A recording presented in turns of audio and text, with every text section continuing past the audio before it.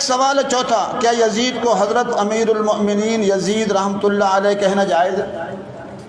تو میری اس بارے میں جو رائے ہے اور استخارے کے بعد رائے ہے کہ ہمیں محتاط انداز میں ایک دو الفاظ ضرور کہنے چاہیے. وہ لفظ آپ اور زیادہ نہیں تو کم از کم اتنا کہنا چاہیے کہ حضرت یزید رحمۃ اللہ علیہ، حضرت یزید رحمۃ اللہ علیہ کہنا چاہیے. بات تو اس کو امیر المومنین کا بھی لفظ کہتے ہیں، چلو حد تک نہ صحیح، لیکن کم از کم اتنا کہنا چاہیے کہ حضرت یزید رحمۃ اللہ علیہ. ایک طرف تو آپ سب کو یہ کہانی کرواتے ہیں کہ جی وہ سیدنا عمر نے فرمایا تھا کہ دریائے فرات کے کنارے اگر کتا بھی پیاسا مر جائے تو میں جواب دے ہوں. یہ کہانی کروائی ہوئی ہے نا.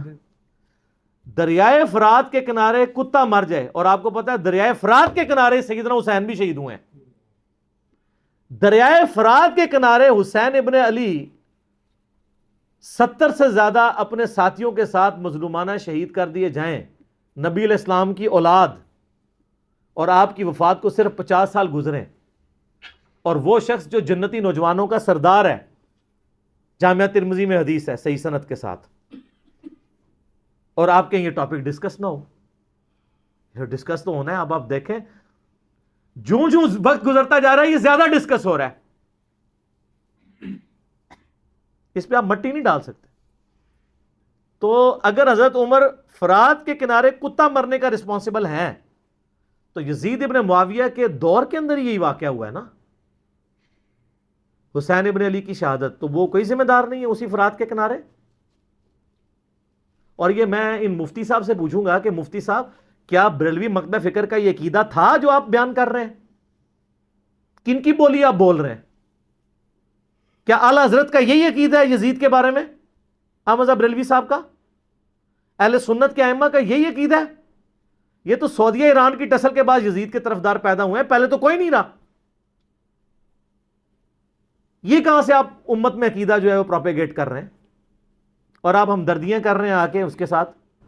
تو اور طرف بات چلی جائے گی. یہ مفتی صاحب نے جو کچھ بات کی ہے انشاءاللہ تعالیٰ اس کا وبال دنیا میں یہ چکھیں گے.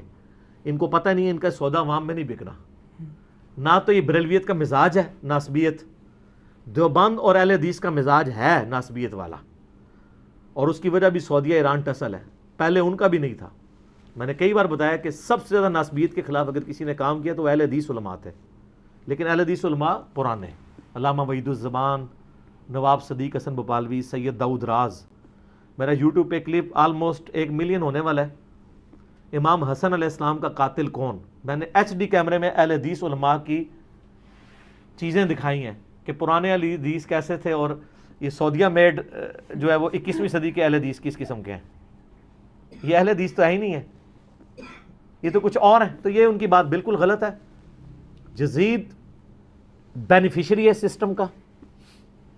ان کو اگر اسلامک ہسٹری ذرا سی بھی پتا ہو، اہل سنت کی ساری تاریخ کی کتابیں اٹھا کے دیکھ لیں آپ، البدایہ والنہایہ جسے تاریخ ابن کثیر کہتے ہیں، تاریخ طبری اٹھا کے دیکھ لیں، تاریخ ابن خلدون اٹھا کے دیکھ لیں، ابن عساکر اٹھا کے دیکھ لیں، سب میں ڈیٹیلز موجود ہیں، اور وہ فٹ ان بیٹھتی ہیں بخاری مسلم کی حدیث میں. وہ حدیث بھی اس میں نے لکھی ہوئی ہے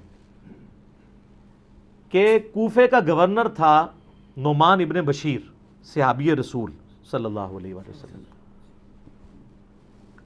جب حضرت حسین علیہ السلام کے بارے میں پتا چلا یزید کو کہ یہ آ رہے ہیں وہاں پہ اور کوفے سے یہ ایک قیام کریں گے اور دعوت حق لانچ کریں گے، سب سے پہلا اس نے ڈیسیژن کیا کہ نعمان ابن بشیر کو کوفے کے گورنری سے ہٹا دیا.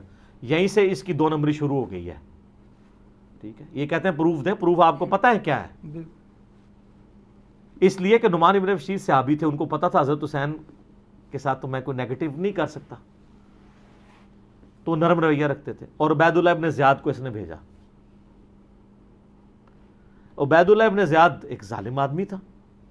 صحیح بخاری میں انٹرنیشنل نمبر کے مطابق 3748 نمبر حدیث ہے کہ حضرت حسین ابن علی کا سر کاٹ کر عبید اللہ ابن زیاد کے سامنے تشت میں لا کے پیش کیا گیا. استغفر اللہ. اللہ کی لعنت ہو، تمام فرشتوں کی لعنت ہو، تمام لعنت کرنے والوں کی لعنت ہو جن لوگوں نے حسین ابن علی کو اس طریقے سے شہید کیا.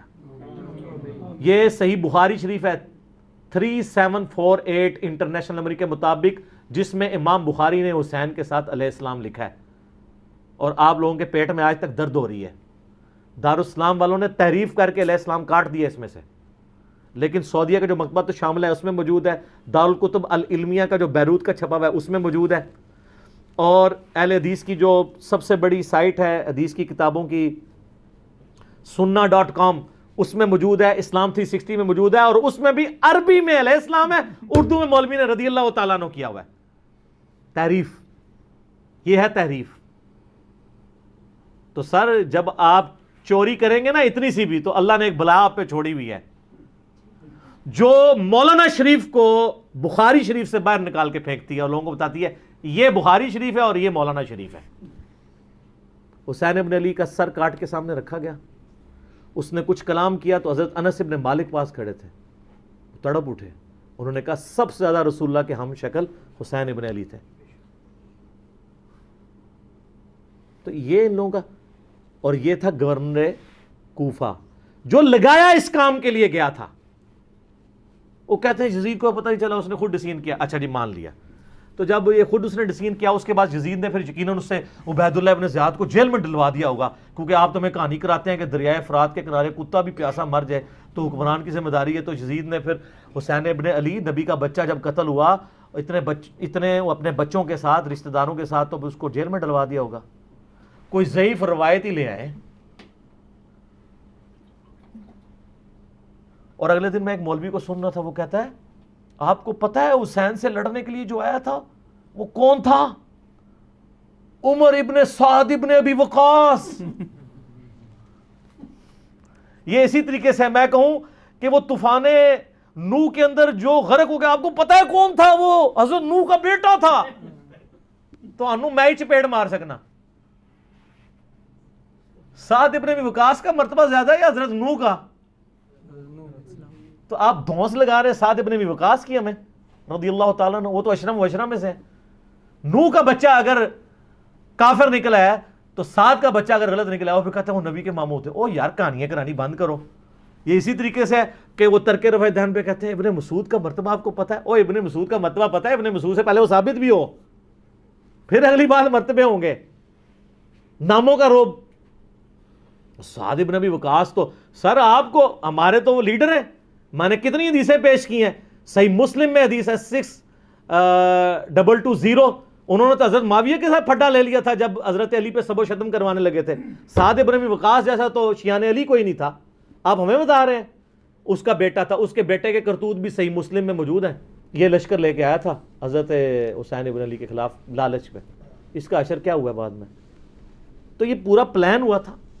اور اگر کہتے ہیں نہیں یہ حادثاتی طور پہ ہو گیا تو بعد میں پھر سزا دینی چاہیے تھی، کوئی سزا نہیں دی ہے.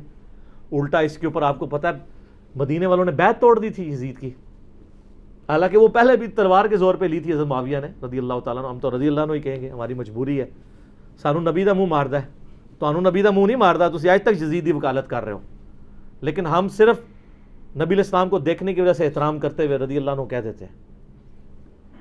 یہ فرق ہے علی کے شیعہ میں اور معاویہ کے شیعہ میں.